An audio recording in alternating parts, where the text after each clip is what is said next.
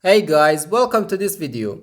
In this video, we want to find the value of this expression. 24 divided by 6, then times 22 plus 2. 24 divided by 6, then times 2 plus 2.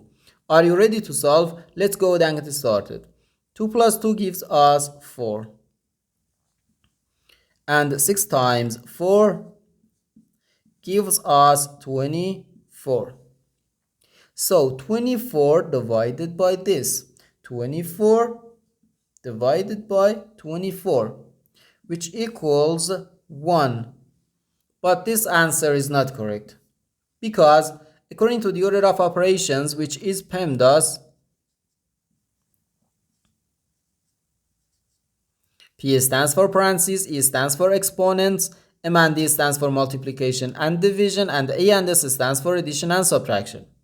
First, we have to do parentheses, then exponents, then multiplication or division, and finally addition or subtraction. Remember that multiplication and division have equal priority and we have to work from left to right. And the same applies to addition and subtraction. In this expression, we have one division, one multiplication, and the one parentheses. Inside this parentheses, we have one addition.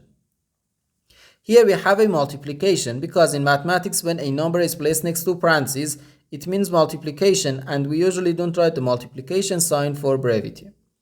Okay, so according to the PEMDAS, first we have to do this parentheses, then this division, and finally this multiplication. If we do this multiplication before this division, it is wrong.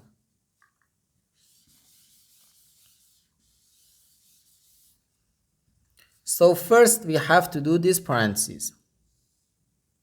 Inside this parentheses, we have 2 plus 2, which equals 4.